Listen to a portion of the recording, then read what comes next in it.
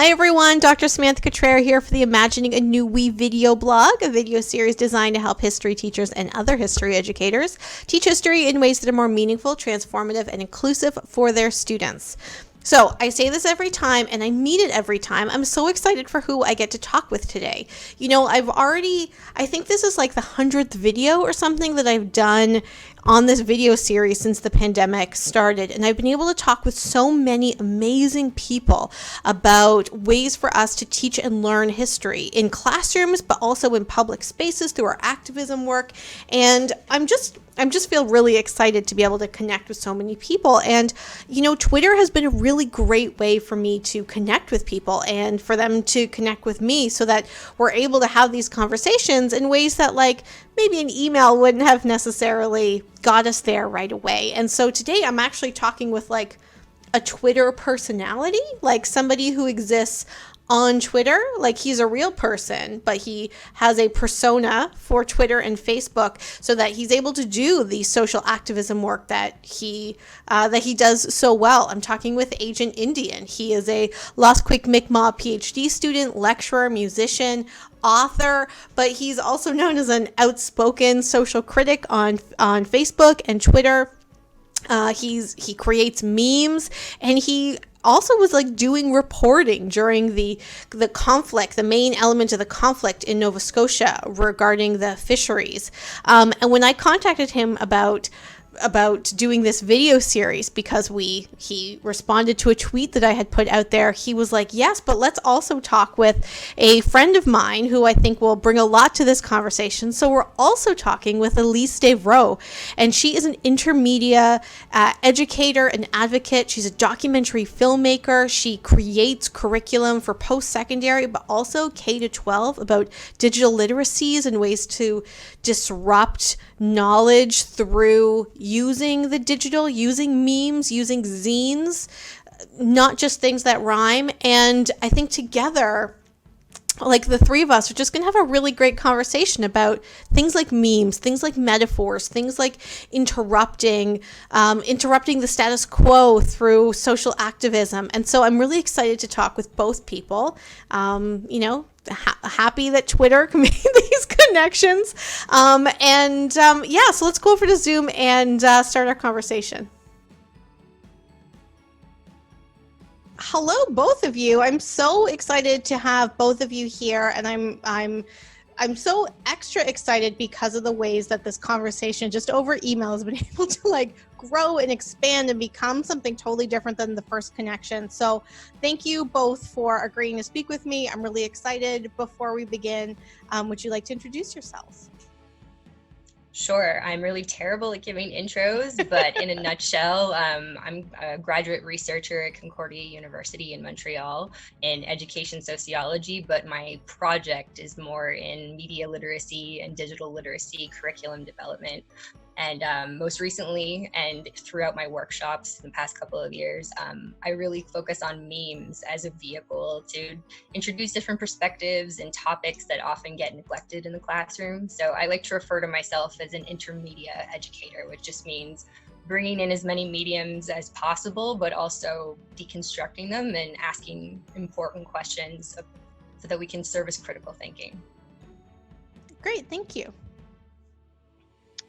I am AgentNDN. I'm a Twitter personality, also Facebook, I suppose, but I'm more active on Twitter. Social critic, student at Concordia as well. I try not to reveal my identity too much because some of the people that I criticize are very litigious and try to go after students who criticize them. So, Well, I appreciate why I donned this getup. Well, I appreciate very stylish getup. It is, and it's also very like topical because you could wear that outside in the winter, COVID winter right now, and you'd be like, no, it's important that you. So thank you so much for agreeing to be on video despite having a personality that is mainly an online personality, because the work that you do and the activism that you do is so great that it's nice to be able to have this conversation with the three of us about activism and digital literacy. So thank you both. Great to be here. So we connected AgentNDN first because I had posted on Twitter what is an artifact or a symbol that people associate with Canada, and you had written, and I found the tweet so I could say it properly because I thought it was very lyrical. The Canadian mosaic, shards of identity fixed in their place by invisibilized structure of white grout. And I thought that was just such a great way to be able to think about this metaphor that we often hold up as like this wonderful mosaic of Canada, but to be able to highlight the difficulties of what multiculturalism means in Canada and how it is so bound with whiteness. And while you didn't say this in your tweet, I feel like it's implicit in other elements of the conversation, but how it's bound in whiteness and bound in colonialism. So do you want to say maybe a little bit about why you commented, what that meant for you? And then we can kind of go from there about how things like images really structure how we understand ourselves in Canada. Yeah, sure. Thank you for the awesome prompt. I love a good question on Twitter where I can just sort of let loose, and that was one of them. Kind of my answer to this, I guess, would be relating back to the work that Elysse and I have been doing together since we've met. Is talking about metaphors, talking about Canadian mythologies, talking about framing things in such a way that you don't necessarily need to elucidate all of it just to pass on a very sort of critical idea related to something. So the Canadian mosaic is a perfect example of a symbol that we all recognize that, is very accessible, but when you frame it in a certain way, it becomes a really good way for thinking through, multiculturalism or colonialism or white supremacy. I'm sure there's other great definitions that people could come up with as well, just by framing it in a different way. So a lot of what I've been working on, I guess, AgentNDN, is trying to reframe things. And I find that metaphors and memes and images are a really, really effective way of doing that economically, So I guess I'll pass it off to Elysse if she wants to build on that, and we can go from there. AgentNDN is really adept with using metaphors, and I think that's what makes him a really terrific meme maker, and why he has such a large following. But that adeptness with reframing something at a really cursory level, I think, is really important, because in order for us to be open to diving into history really deep, where we're reading thick books and giant texts and going deep into nuance, you have to open the door for people. And I think we often forget about the emotional dimensions of learning and the affective dimensions of learning. And it's more than just being exposed to the right amount of facts. It's also priming yourself emotionally to be open to it. It's like the same way that we don't jump in teaching kids photosynthesis right away. We start with the very basic concepts of sun, feeding plants, and needing these very basic connections to be made before we move on. And I think that's true when we're talking about heavier topics like settler colonialism, both historically but presently. So even though I had originally missed the comment about the Canadian mosaic being held together with this white grout, I think that's really well said, because at the end of the day, it's really popular to talk about things that we can do in our schools to improve our relationships with Indigenous people and improve the way that we teach these histories. But at the end of the day, these are settler colonial institutions, and the messages and the representations that are coming from them are often not primary sources to begin with. And second of all, it's like they've gone through this sort of filter and washing, and before we can get to higher levels of thinking, I think we need those really, emotionally inviting introductions, and humor is a really great way of dealing with that, which is why memes are super powerful, I think, as pedagogical tools. Yeah, well, that was one of the reasons too why I'm really glad that AgentNDN connected you, Elysse, to this conversation, because of the work that you've done together, but also separately, because I think that metaphors and images and emotion and affect when we're learning history is so important for us to figure out what's also going like below the surface of those facts and what counts as facts, because we can say this cultural mosaic and be like, okay, but then when we think about the elements of that metaphor and what that image looks like, because now I can't get out of my head this notion of this like white grout that goes on top of tiles and moves tiles around and really fix those tiles in place. Those metaphors can allow us to talk about these deeper things than we would be able to normally. Before we go on too much deeper, do you just want to define how you're using meme? Also, fun fact, might not be fun and it's not really a fact, but on Judge Judy, 15 years ago, this woman was suing her ex-partner for creating a meme of her and putting it up at a bar, but she kept calling it a meme. And I've seen the episode a couple times, and I was like, what's a meme? And yeah, so I guess ahead of its time. Judge Judy meme cases. I have to go find this episode. That's amazing. Yeah, it's a meme. Yeah. So I actually. Oh, sorry. Go ahead. No, please. I was just gonna say, because I actually give lots of workshops on how to make memes, both at the secondary level and post-secondary level, I often give this introduction about where does the word meme come from. Do you happen to know? Do either of you know where the word meme comes from? I don't, originally? But I'm very excited about learning. Yeah, go ahead, AgentNDN. I think it originally comes from one of Richard Dawkins' ideas. That's like a cultural idea, I guess, that's sort of passed down.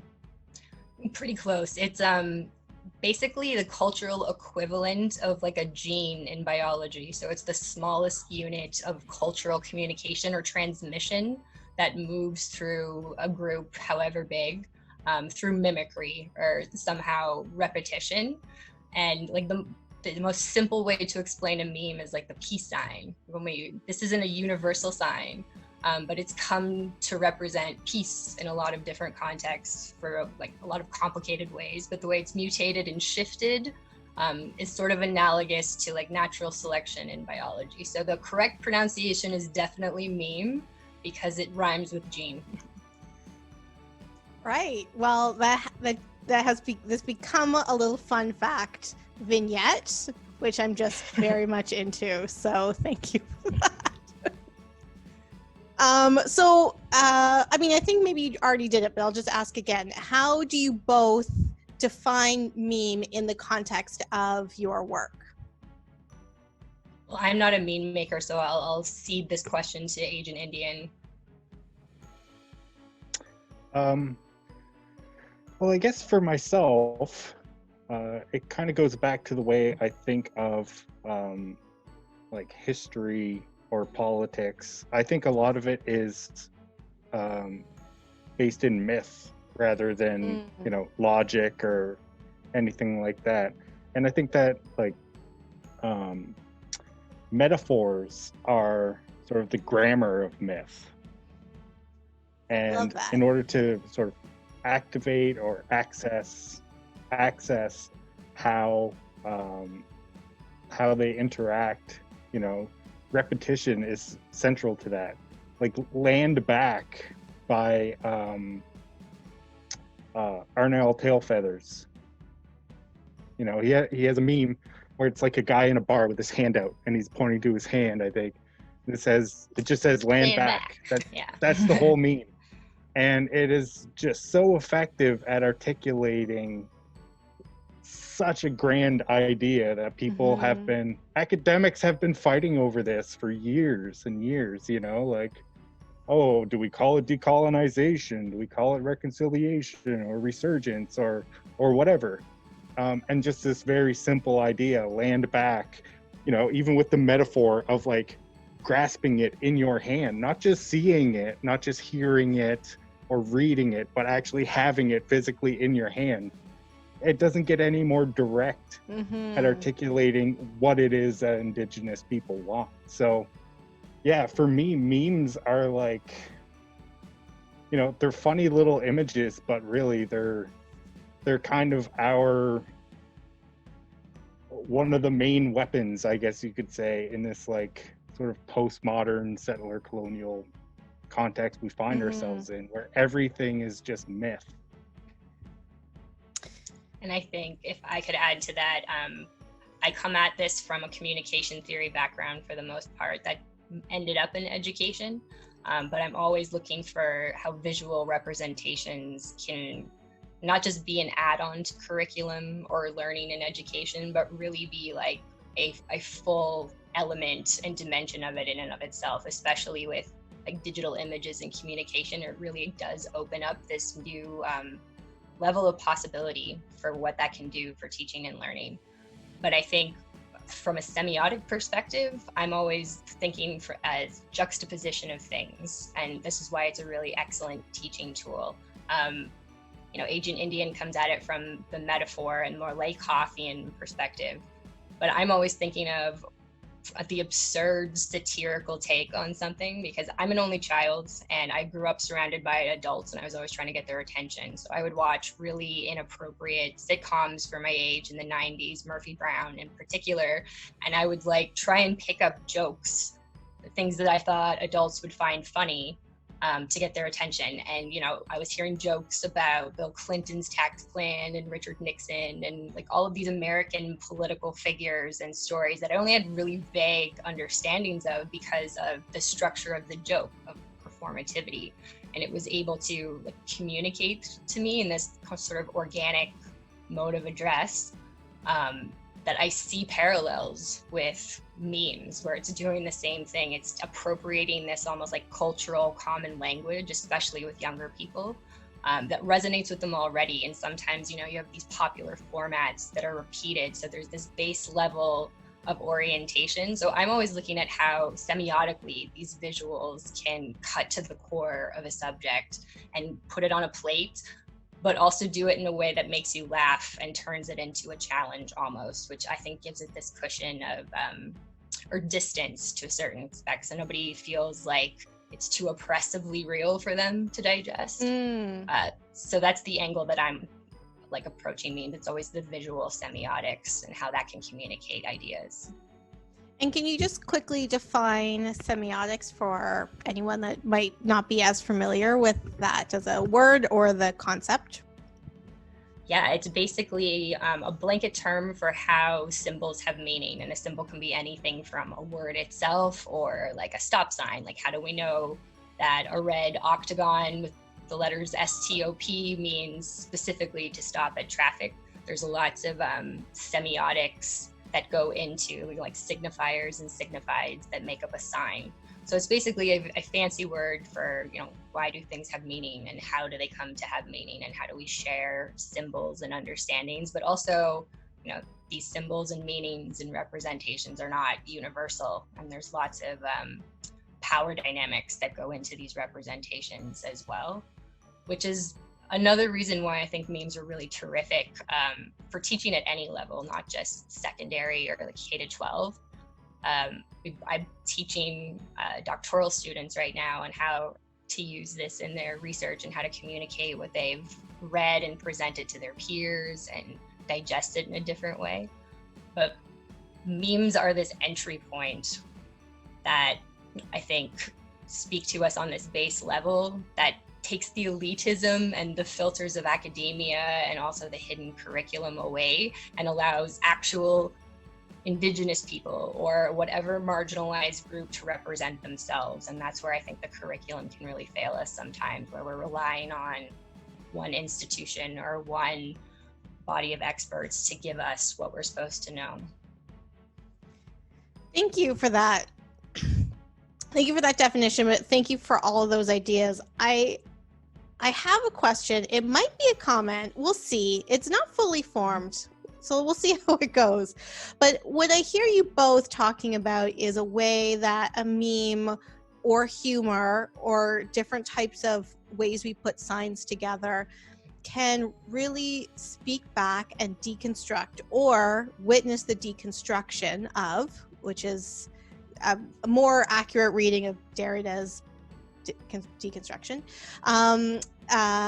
the myths and the stories and the grand narratives that surround us. So that's what I'm hearing from you. But, and this is where I don't know if it's a comment or a question comes in. There was a study a few years ago that said that a lot of teacher candidates, for example, don't even know what a grand narrative is. And they don't even know it's a concept. Like if you explained it to them, they might be like, oh, okay, I get it. But they don't quite know what it is, so they don't necessarily recognize it as something that needs to be disrupted. They might recognize like the curriculum isn't great, but they don't necessarily see a grand narrative or these myth histories. And so I guess this comment/question is, how do we use those things such as like memes and humor to intervene or deconstruct or witness the deconstruction of something that people might not even recognize is something that is there? Does that make sense? Well, I think you're talking about when I'm giving presentations to high school students, I start all of my activities with the same set of questions for deconstructing media. It doesn't matter if we're looking at memes, videos, long books, whatever. It's like being able to ask the right set of critical questions about something is key. So I always start there. But then I say, we all are wearing this helmet called ideology and culture that we can never take off. And all we can ever do is sort of be aware that we're wearing it. But it's kind of shocking how many people are walking around unaware of the fact that they're wearing this helmet. So that's how I always try and introduce like critical media literacies, like by asking those questions. So I think that's something that we really don't address, not just in teacher education, but they almost make it like a secret that you have to uncover for yourself very late in post-secondary education before it's even a conversation we're expected to have. So I think that's my response to your comment/question. Yeah, I'm still, I got caught up on certain parts of your question/comment. I guess it's like if we're disrupting with a meme or with humor, but people don't recognize that something needs to be disrupted, where does that leave that interruption? Does it still interrupt in the same way? That's actually a completely different question. And I got really deep really quickly. But I don't know if that's a better place to land. I don't know. No, I think that is actually a really good jumping point for me. I don't necessarily think so much that we have to, it's not about disrupting narratives. I mean, obviously we should do that a little bit, but I don't know how effective it is, right? So going back to the principles of framing from George Lakoff, who Elysse mentioned earlier, you can't negate a frame. You can't say, don't think of an elephant and expect someone not to think of an elephant. Right. And so I think the same thing sort of exists with a lot of Canadian history and the mythology, settler mythology, that runs through that. We can't really dislodge that, but we can challenge it. So I think that some metaphors like the two-row wampum, for example, that's a very powerful sort of metaphor or analogy for thinking both about the past but also the future, the way that, you know, reconciliation might play out, you know, in an ideal sort of context. And I also think of like other metaphors that could be expanded. So like, what's that saying? Bury the hatchet, right? Is a very common sort of phrase that you hear people talking about. Usually just means to like stop fighting and make peace. And a way of like expanding our understanding of that would be to put it in the context of the peace and friendship treaties that were signed between the Mi'kmaq and, you know, the rest of the Wabanaki Confederacy and the British. And when the hatchet was buried after the 1760 peace and friendship treaties were signed, there was also a sword that was buried alongside of it, just outside the church in Halifax. So, you know, even just expanding certain metaphors that already exist could, you know, open up new pathways for thinking about history, basically. Just as you two were talking, I think, you know, when I was writing this book chapter that's going to be coming out in the next couple of months, I was going through AgentNDN's memes for the past couple of years to try and find like really pointed, I guess, ideas that I could grab onto and turn into lessons. And the one that was most evocative and one I ended up using in the final draft was an old Canadian Heritage Minutes background. Do you remember like the history minutes, like the burnt toast lady and my favorite? Yeah. They have modernized them somewhat now, but it was a photo that a demonstrator from the Victoria Legislature in British Columbia had taken back in February during the Wet'suwet'en protests when all the blockades were taking place, but this was specifically at the legislature. And someone had taken an upside down Canadian flag and written "Reconciliation is dead."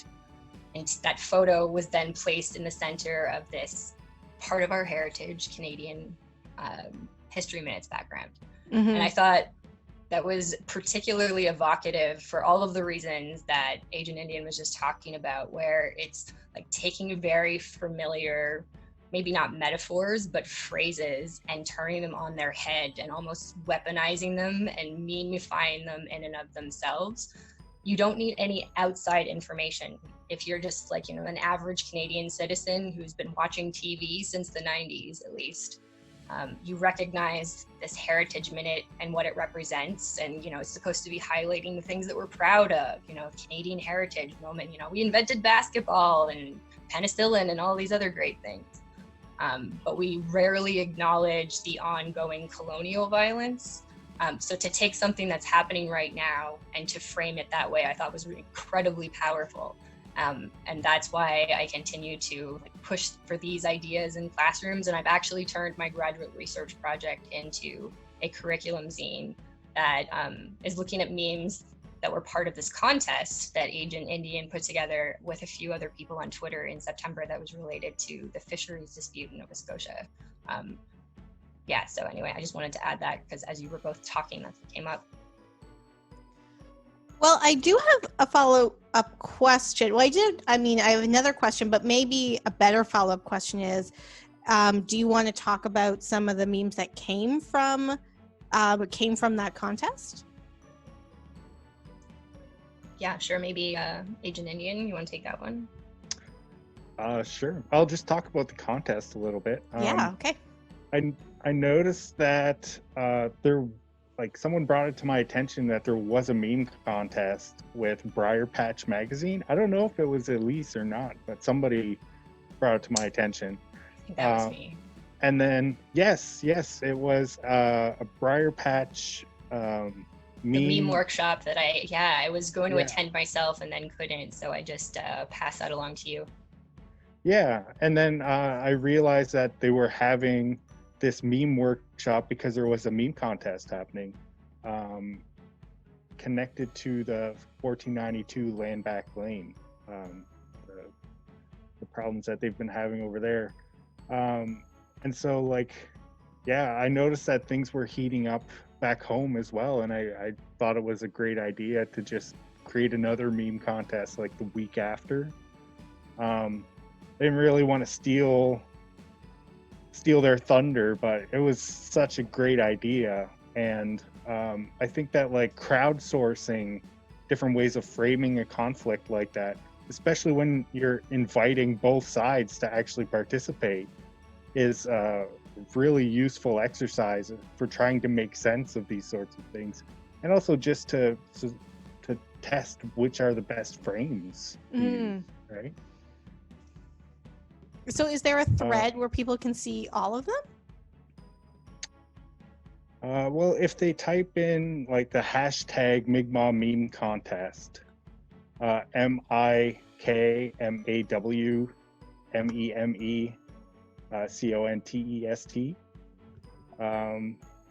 yeah, you should be able to find everything that's been put up there. Okay, cool. And the winners as well.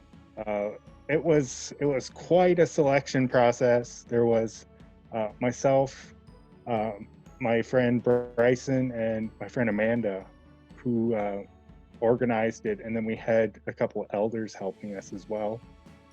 And we all had very, very different senses of humor. So the memes that we picked were like complete opposite spectrums. Some of them were, you know, a little edgier. Some of them were a little more crude. Some of them were a little more lighthearted.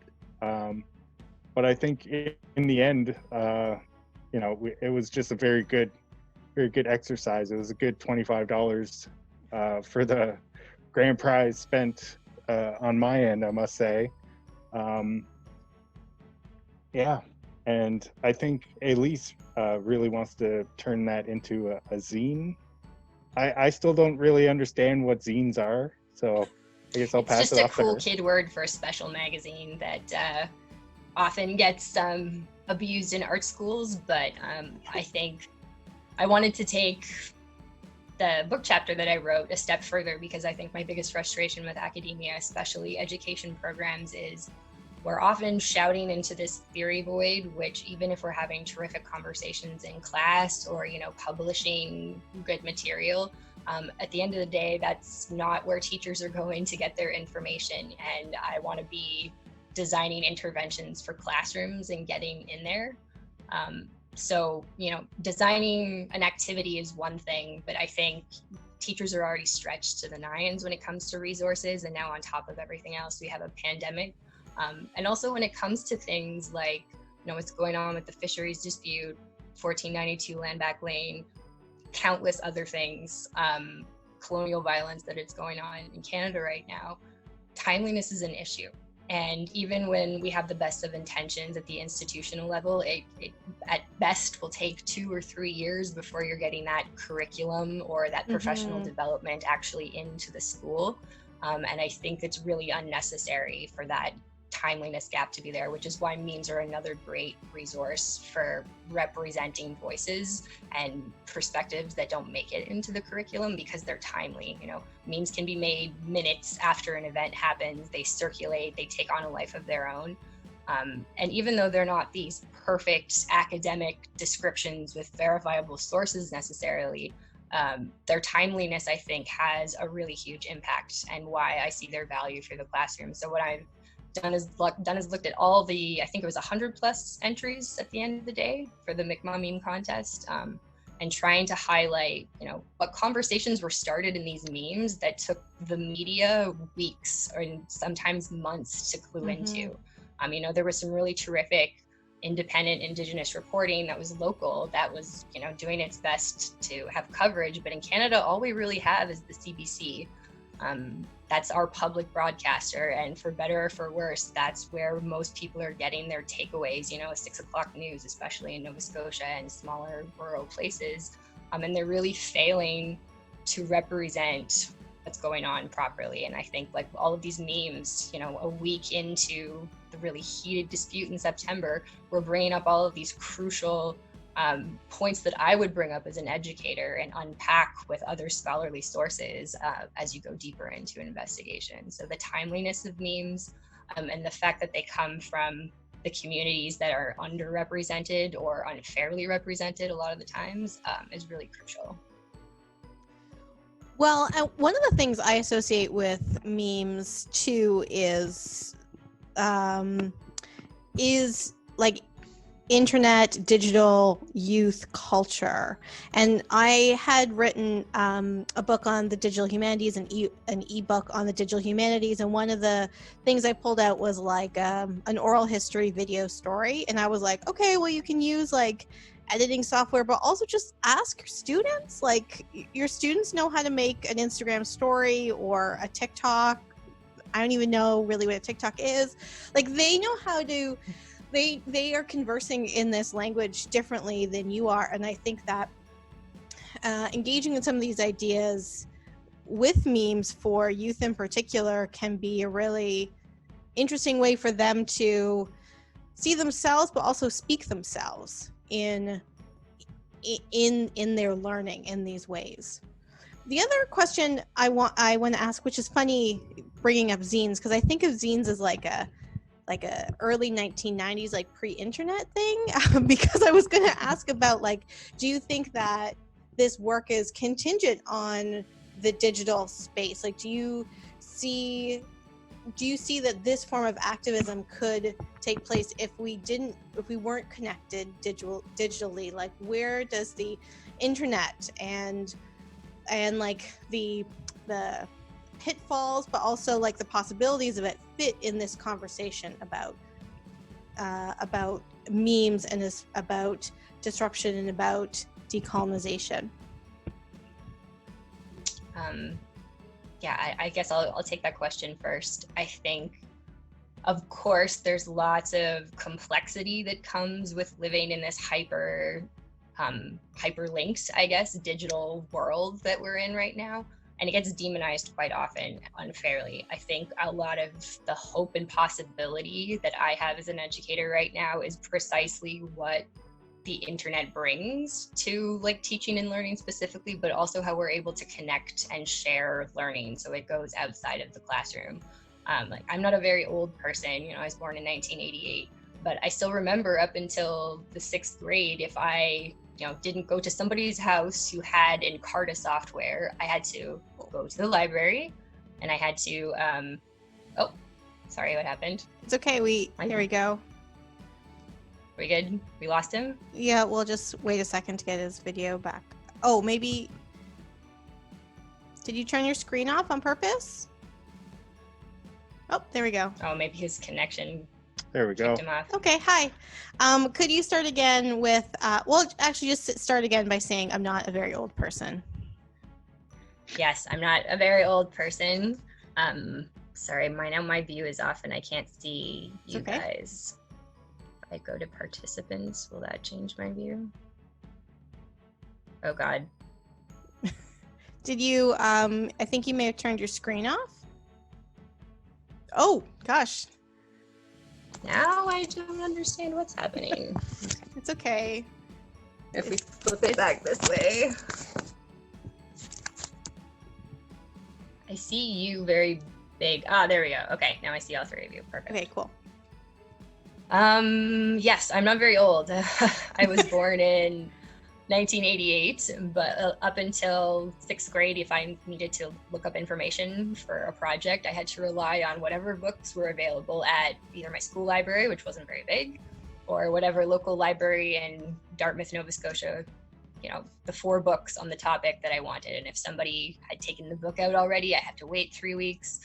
And your sphere of being able to not just acquire facts and information, which can be very subjective, but just to be exposed to other perspectives, I think was so infinitely smaller. And for all of the demonization that comes with, critiques of the internet and social media and its effects, not just on younger people, but adults as well, I think we really underplay and discount the possibilities that come from this type of communication.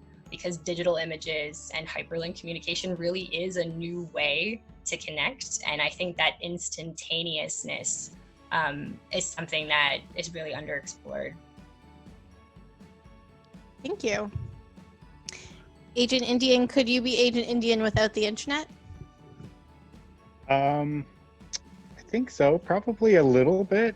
I guess I should explain how I came around to memes.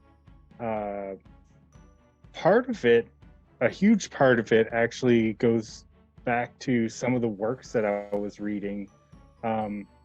This one book by a French lawyer who came with Samuel de Champlain in the 1600s. His name was Marc Lescarbot. I was trying to figure out what was going on in his work because there was something about it felt very esoteric to me. And so I started getting into esoteric literature and started, trying to find a key, I guess, to make sense of this work. Come to find out that someone's already written about sort of esoteric narratives in his work in a PhD dissertation about a decade ago. So I was beaten to the punch by 10 years on this 400-year-old book. But you should have worked faster. Yeah, when I started you could have been working. Esotericism, images kept coming up a lot. Sorry, what? I just said you could have been working faster. You should have got on 300 years ago. And then you would have beat them to the punch. Yeah. Yeah. So I was kind of bummed. I was like, I wasn't the first person to figure out that there was like a secret message in this work. But I was also glad to find out that I wasn't crazy because there was other people who saw this too and were studying it. So that's a very nice moment for my mental health. Okay, but when I started looking into like emblematic imagery, for example, in this in the first pages of this book, The History of New France, there are like these emblems, these circular emblems with ships on them, and there's just different images throughout the work. So I started studying emblematic imagery, and seeing like certain books.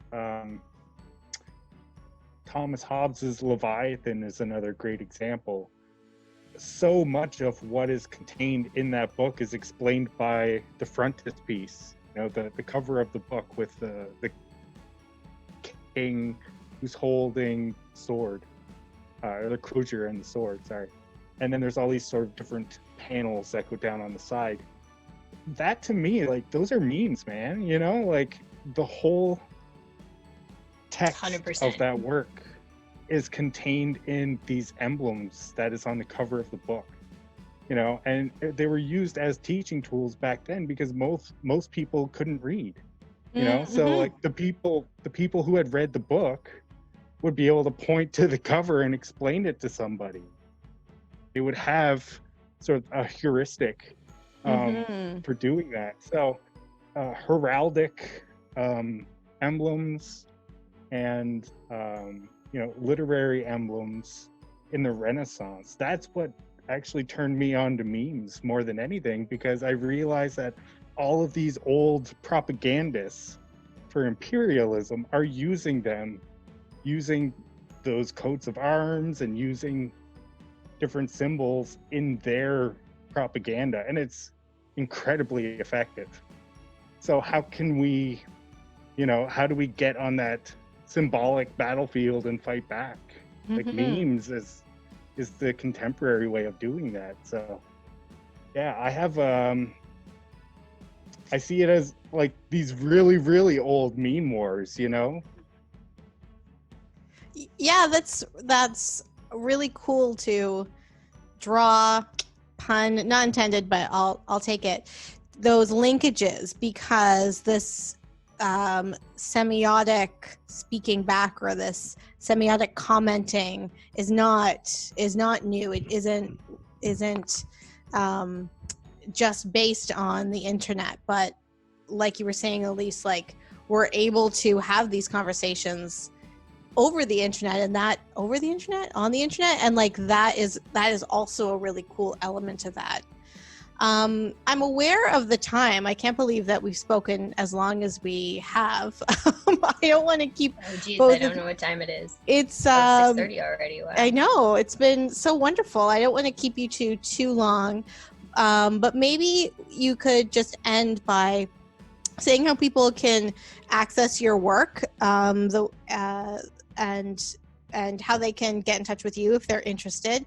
And AgentNDN, I know you've been really active on updating people about the Mi'kmaq fishery, things that are happening. I think I saw a lot of that work, or like a lot of the news related to that, through you before I saw it on popular media, as Elysse was saying. So I don't know if you want to comment on what that looks like now.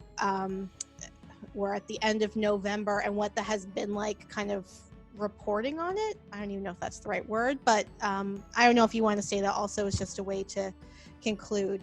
But maybe Elysse, if you want to start, you talked about book chapter and articles and work that you do with teachers. How can people get in touch with you, and how can they access and read your work?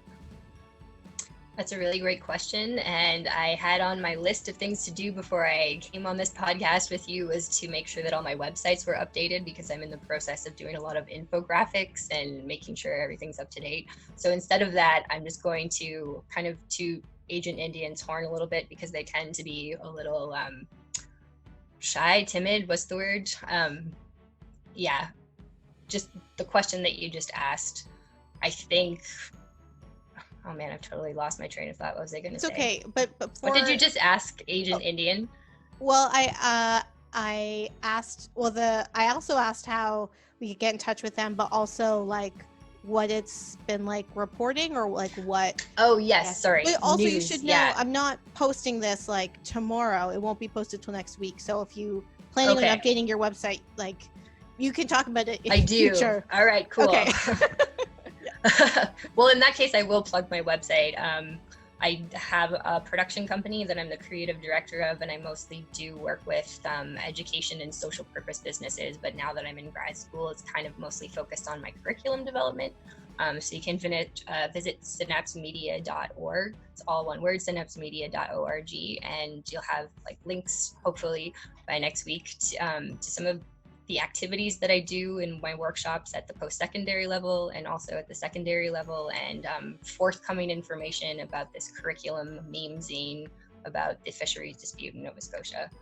But I wanted to say that what really motivated me to make this curriculum zine, that I still have to define better for AgentNDN, but it's basically taking all of these memes that were made in response, that were able to pick up on things that the mainstream media left out, but also as a platform, like, yes, AgentNDN is a meme maker and he's a boss at it, but he's also a community platform. And I did find out about things that were going on, because I'm originally from Nova Scotia. My mother lives in Cape Breton Island. And I'm a news junkie. Like, I read everything consistently every day, but most things were brought to my attention first by AgentNDN's account. And I think he continues to be, not just for news related to what's going on, not just fisheries, but other disputes across Canada, but just is really great at bringing lots of different communities and resources together. And that's what I wanted to highlight with this curriculum zine project, taking these memes and saying it's not just the CBC or official sources that we can look to for these perspectives and for context. And this is a positive way of using the internet and social media to actually learn things that are relevant to where we live right now. And also connecting it back to history, because I think that's something that we tend to sever with news and media reports, not making that connection between what's going on right now and its historical roots. So a big element of this curriculum zine for me is, I'm reading up on every single treaty and Supreme Court decision that not just gives them the right, but affirms the right. I think the language that we use in the news is subtle, but also, having Indigenous representation in memes, especially topical and timely like this, something as subtle as reframing language is really, really important. So I wanted to make sure that because I know he won't do it himself, that he got the credit for really being an information hub for a lot of different people and bringing this to a lot of different people's attention. Well, thank you. I think that maybe the word you're looking for is humble. I'm like the most humble. I'm the most humble. Detrimentally humble. Yeah, so a lot of the stuff that I've been posting about that, you know, is like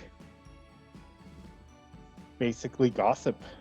But I try to confirm it, basically, and I try to have like a first-hand source, but I don't reveal those sources because I don't want to compromise the safety of just regular Mi'kmaq people, right?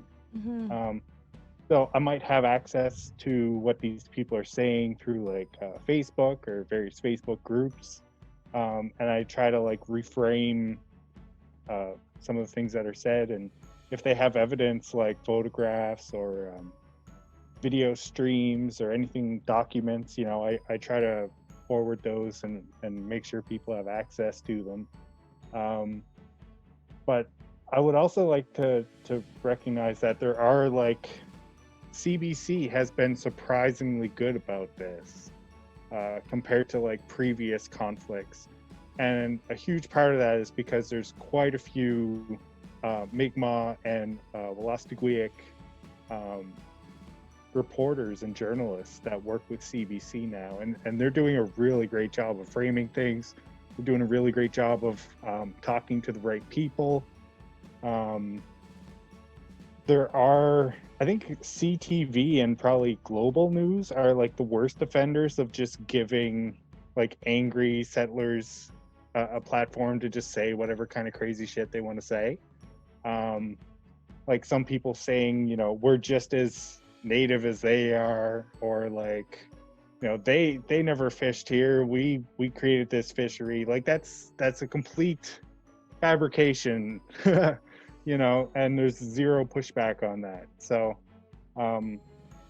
yeah, I think mainstream media is failing us in some ways, but I am impressed with CBC and APTN. And then of course there's Google Quest News, which is a small independent news platform that is founded and owned and spearheaded by Maureen Gugu, who's a Mi'kmaq journalist. So shout out to her. And whose Patreon account you can go and subscribe to right now. Of course, yes. She, I believe, has also been able to expand her operations. And I hope that Amber Bernard has been able to get on with her, because she was a Mi'kmaq independent journalist who's also reporting on this, and I know they're looking to get connected. So yeah, I think that framing things in proper terms is so important when it comes to these conflicts. I haven't done the best job at it, even by my own standards. I don't know how many times I've said fisheries dispute, and people have like bitten a chunk out of me, you know, because they prefer a different type of framing or whatever. But like for the most part, I think just trying to reframe things in terms of nationhood rather than like, this is a racism problem. You know, there's racism for sure, but like we aren't articulating our rights on the basis of our race. And that's probably one of the biggest problems that we're having is, you know, we aren't talking the same language. We're talking past each other. And, you know, a huge part of this is like the racial sort of discourse that we have, that framing around Indigenous rights. Well, so yeah, I mean, think that's also been probably the biggest obstacle that I've been trying to overcome. Oh, that's fine. Your question? Well, I was going to say, like, it's interesting that you say, sorry, I didn't mean to interrupt. I looked up and I was like, oh, anyway. When I looked up, I didn't see you talking anymore, which was my fault. But I was thinking like that framing of race is actually framing around that multicultural discourse, right? That it's a idea of that all these races are coming together, and that's not that's why the metaphor doesn't really work, but that's also why there isn't the same understanding there is an ignorance towards what nation to nation relationships are about and what treaty rights are. Yeah, and I think Yeah. and one of the major issues too is the multiculturalism narrative, this mosaic narrative that's not just, you know, rhetorical, but that something's embedded in our constitutional documents, Right. especially when it comes to immigration and citizenship documents. This, you know, leveling of the playing field, which of course inherently we all are equal and have equal value as human beings, but in terms of how people actually interact in our society, we're not equal. We don't get to live our lives equally. So I think you have a lot of white Canadians or people who are part of the dominant group that have never had to consider that this equality narrative is actually quite violent and damaging. So you have two things going on where, you know, we need to be having concrete discussions about what legal rights are in this country. And this is not just a matter of what racially is, you know, supposed to be given to one group of people over another, which when you try and have that conversation with, you know, the average white Canadian, somebody like my mom, it's really hard to get over that equality narrative that we so forcefully shove down everybody's throat. And it's not a matter of saying that one group is better than the other or deserves other things. It's just a matter of transitioning from this equality narrative to an equity narrative, where it's like there are like serious inequities and imbalances in our society. So, you know, we don't give everybody equal treatment all the time. We give people, seniors, discounts for a reason, you know, and we don't seem to get upset about that. I know that's probably a bad analogy, but yeah, I think this multicultural equality narrative is almost like a Trojan horse and is something that I'm always trying to work against as an educator.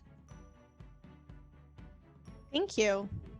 And just before we say goodbye, AgentNDN, is there ways that people can access your work just on Twitter and Facebook, or are there other ways? Sorry, it cut out. I just heard Twitter. Are there other ways people can access your work, or just?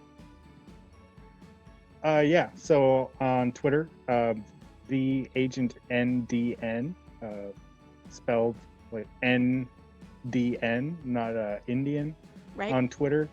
I also have a Facebook page. And he has a Patreon account. I'm not quite. I also have a Patreon account. 1 second, sorry. What you cut out when you said I also have a Facebook page. Could you just say I also have a Facebook page again? Yeah, I also have a Facebook page. I don't quite post the same way that I do on Twitter, though, on Facebook. So if you really want the AgentNDN experience, you kind of got to go on Twitter. That's where all my snark really comes out, I guess. It's hard to interact with people on and yes, as Elysse reminded me, I also have a Patreon account, and I also have a music account where I post like instrumental songs mostly on YouTube. So yeah, the name of that is a Mi'kmaq name. It's Gespegawak Ennu. It's going to be hard for most people to find, but if you follow me on Twitter, I'll share it. Well, I was going to say all the links to everything that you talked about is going to be below the video or in the podcast episode description, so they won't have to guess at the spelling. I will get to guess at the spelling. No, I'm kidding. Hopefully you'll just send me the link, and that will be below. That'll be below. Before we go, sorry, I know we're going really over time, but I just realized, okay. I think the best part about the way that AgentNDN and I met is another testament to the power of the internet and digital communication. We now are friends in real life and we have real life encounters, but we actually met on Twitter and then transitioned into real life friendship. And obviously caught my eye, not just because of his memes and the wealth of information that he is and his platform has become, but he posts pretty frequently lots of educational resources and academic writing that's really cutting edge, or ideas that I've never been introduced to before. And he posted this article called "Decolonization is Not a Metaphor" by Tuck and Yang, 2012, I think, which has been really influential for me as an educator, and definitely not something I was ever going to receive in the program that I'm in now. And I think most people in teaching training programs and sociology programs don't get access to either. So yeah, we met as Twitter friends, and he was my first Twitter friend that I then met in real life. So I think that's also a testament to the power of the internet, positive connection making. I think you mean IRL. IRL, sorry. Yes. And I'll just add my perspective of how we met. Elysse, Oh my God, I love stories like this. just contacted me. She just contacted me one day, and I think I was talking about a curriculum that I had, or maybe I had posted decolonization is not a metaphor, and that was on the curriculum, but just sent me a direct message and was like, hey, could I get that curriculum you were talking about? And I was like, this is definitely a narc. Like, I have no idea who this person is and why she's contacting me and wants my syllabus for a class. And then just after talking to her for a couple minutes, I was like, okay, she seems pretty genuine. So I sent her a curriculum that I had been working on. And then pretty much since then, we've been talking about metaphors and myth and George Lakoff and framing and all that stuff. So yeah, it's really good. It's really good being friends with Elysse. Yeah, ditto. Well, and I appreciate you. I appreciate the connection that you made too when I contacted you to be like, we should bring Elysse into this conversation, because they bring a lot to the conversation about metaphor and digital literacy. And I really appreciated that. And we can say a lot of negative things about Twitter and the internet, but I have been able to meet so many cool people. You two are obviously included in that cool people bubble. And be able to have conversations with them have been so fantastic. And I have received even the pushback I've gotten in a lot of ways has been very polite. And one time somebody did just say, like, why are you contacting me? Are you a bot? None of this makes sense. And I'm like, oh no, I'm really friendly. I'm sincerely friendly. I sincerely wanted to follow up with this. And I'm glad that this got to be a Twitter connection. So thank you both. Yes, testament to the power of Twitter. And I say this all the time, and especially to certain professors that I have at school. I've gotten more value out of multiple connections I've made on Twitter, but specifically with AgentNDN than I don't mind saying this, will ever get out of grad school as a whole. And I say that with all honesty. I think there's a lot of unexplored possibilities with the way that we can be ourselves and naturally connect with people. That's not like this academic institutional selling point all the time. Yeah, and I think the more that we normalize these types of conversations, the more that it will force the academy to recognize it as real work in a way that isn't always recognized if one was to look for an academic job, for example, or to be considered for a scholarship or something like that. And yeah, 100%. Yeah. Okay, well, thank you both for your time tonight, and I'll talk to you on Twitter, and I'll find that Judge Judy clip for you. Oh yes, please! I can't wait to see it. All right, see you later. Thanks so much. Bye. Bye.